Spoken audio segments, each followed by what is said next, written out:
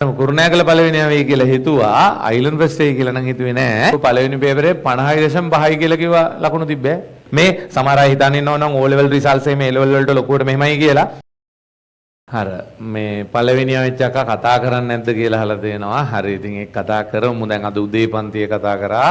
හරි ඊට පස්සේ දරුවා ඉස්කෝලේ ගියා. හරි ඉස්කෝලේ ගිහිල්ලා මම හිතන්නේ බයපන්ති කතා කරාද? හරි ඒකේ කතා කරා. දැන් ඉතින් ඒ දරුවට ආයේ මම හිතන්නේ ගෙදර ගියාලු. හරි ආයේ මොනවද තියෙන කොහමත් අද දවස් ඇතුළත ඇවිල්ලා කතා බහ කරා. මම ඉතින් ඔයාලා ඊට වඩා කතා කරලා තියෙනවනේ අක්කා එක්ක ඕනතරම්. නේ? මතකද අක්කව? ඔයාලගේ හෝම්වර්ක් බලනවා මතකද? පේපර් බලන්න එනවා මතකද? මම පන්තියේත් මොකක් හරි කිව්වනේ රිසල්ට්ස් එන්න කලින්.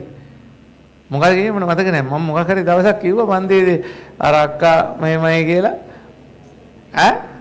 මට මතක නැහැ. ෆිසික්ස් MCQ 49 අනිත් සබ්ජෙක්ට් එක 48 ගානේ තිබ්බා. හරි මම ඇත්තටම කුරුණෑගල පළවෙනියා වෙයි කියලා හිතුවා. අයිලන්ඩ් ෆෙස්ට් එකයි කියලා නම් හිතුවේ නෑ. හරි මේ මම මොකක් හරි කිව්වා මේ එයාව පෙන්නලම.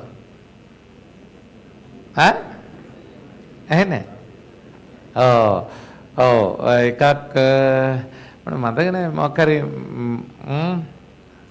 මැද අද කතා කරද්දි කිව්වා අපේ ලියුව පළවෙනි පේපර් එක ඒ කියන්නේ මේ ඔය ආන්ත්‍ර විද්‍යාව හරිදී වගේ ලියුව පළවෙනි පේපරේ 50.5යි කියලා කිව්වා ලකුණු තිබ්බේ 50.5යි හරි ඉස්කෝලේ ටර්ම් ටෙස්ට් එකේ මුලින්ම 81ක් තිබිලා ඊට පස්සේ 60 ගානකට බහැලා ඊට පස්සේ ඔන්න ක්ලාස් ඇවිල්ලා හරි වැඩේ නියමයට අප් කරගෙන හරි අන්තිම ටර්ම් ටෙස්ට් එකේ 88යි කියලා කිව්වා අපේ පේපර් එකකටත් තිබ්බ වැඩිම ලකුණු ප්‍රමාණය 88යි කියලා කිව්වා හැබැයි A level පේපර් එකේ ඉතින් සබ්ජෙක්ට් තුනෙම වැඩිම MCQ ලකුණු අරගෙන තියෙන ෆිසික්ස් වලට හරි ඔන්න ඕකයි දැන් ඒ දරුවට එහෙම පැහැදිලිව වෙනස තේරෙන්න ඇති හරි පැහැදිලිව වෙනස තේරෙන්න ඇති ෆිසික්ස් පොඩ්ඩක් මුලින් කොහෙන් හරි ඉගෙනගෙන ආවට පස්සේ ඊට පස්සේ දැන් ඒ කියන්නේ ෆස්ට් ටයිම් එකේ අපේ පන්තියේ වැඩ ටික කරගෙන යන ගමන් ඔය විද්දි පුතේ ඊට කලින් අවුරුද්දේ අයියලක් කළාට වැඩ ඉවර වෙලා අපි පටන් ගන්නවනේ රිවිෂන් හරි ඒ රිවිෂන් එකෙන් ආයෙ මුල පාඩම් ටික ආයෙ කියන්නේ මුලින් එන්න බැරි වෙච්ච කොටස් ටික ආයෙ කරගෙන හරි වැඩේ ඉතින් අන්තිමේට හරි මේ හොඳටම ගොඩ දාලා තියෙනවා හරි ඒ අක්කා ඉතින් අර මෙහෙමයි අර එයා හොඳට දෙයක් ඔයාලට කියයි ඉතින් ඒ කියන වචන වල එහෙම මාර ගැම්මක් තියෙනවා ඉතින් අයිලන්ඩ් ෆෙස්ට් කියන්නේ මං හිතන්නේ මෑත ඉතිහාසයේ කුරුණෑගලට සාමාන්‍යයෙන් මැත්ස් එකේ අයිලන්ඩ් ෆෙස්ට් මට මතක විදිහට තිබ්බා 2003 තිබ්බා 2016 තිබ්බා මට මතක විදිහට හරි ඊට අමතරව බයෝ එකේ අයිලන්ඩ් ෆෙස්ට් නම් මට මේ මෑත කාලීනව මතකම තිබ්බේ නැහැ හරි නුවරින් අන්තිමේට අයිලන්ඩ් ෆෙස්ට් ආව කාලයක් මතක නැහැ හරි මේ බයෝවත් මැත්ස්වත් දෙකෙන් එකක්වත් අර තියනවා මෙහෙම අර තර්ඩ් ටයිම් කරන ළමයි ඉන්නේ තර්ඩ් ටයිම් කරන අයගේ ඕල් සිලබස් කියලා වෙනම රිසල්ට්ස් එන අවුරුදු තියෙන්නේ හරි එහෙම රිසල්ට්ස් එද්දී අයිලන්ඩ් ෆෙස්ට් ආපු අවස්ථා තියෙනවා ඒව නෙමෙයි මං කියන්නේ හරි කෑගල්ලෙන් අන්තිමේට 2010 ඊට පස්සේ කුරුණෑගල 2026 ඕන දැන් 2024 හරි 2026 නෙමෙයි 16 24 හරි එහෙම තමයි තියෙන්නේ මේ පාර දැන් ඔන්න නුවර දේ තියෙනවා පුතේ ඒවා ඉතින් ඇත්තටම චූටි පොයින්ට් එකකින් සමහරවිට රීකරෙක්ෂන් දාද්දි වෙනස් වෙන්නත් පුළුවන් නුවර පළවෙනියා මැත්ස් වල ලංකාවේ 8 වෙනියා හරි නුවර දෙවෙනියා හරි ලංකාවේ 9 වෙනියා දිස්ත්‍රික්කේ පළවෙනියයි දෙවෙනියයි හරි පළවෙනියයි දෙවෙනියයි දෙන්න ලංකාවේ 8 වෙනියයි 9 වෙනියයි දැන් මම මේ හිතාගෙන ඉන්නේ දැන් අර දරුවා 9නේ ලංකාවේ 9 හරි දෙවෙනියා ලංකාවේ 9 දිස්ත්‍රික් සෙකන්ඩ් ඉතින් එතකොට රට එකගෙන යනවද නැද්ද කියලා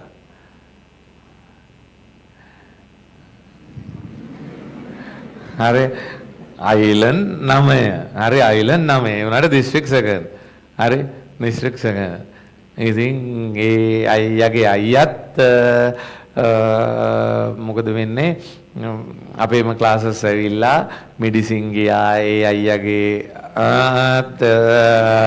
ඒ අවුරුද්දේ නුවර දිස්ත්‍රික්කයේ දෙවනියා හරි මම කියන්නේ අයියාගේ හරි හරි ඉතින් එතකොට දැන් මම හිතන්නේ එයාගේ මල්ලි ඔයාලගේ වයසේ හරි මේ දැන් කියන්නේ දෙවෙනියා වෙච්ච අයියාගේ මල්ලි හරි ඉතින් ඒක මාර ෂෝක් ඉතින් ඒ වගේ ලින්ක්ස් තියෙනවා එක එක. දැන් උදාහරණයක් විදිහට අද කතා කරා මේකේ කුරුණෑගල දිස්ත්‍රික්කේ 5 වෙනියා වෙච්ච අක්කා හරි ඒ අක්කගේ අක්කා ඒත් පේපර් පැනල් එකේම අක්කා කෙනෙක්.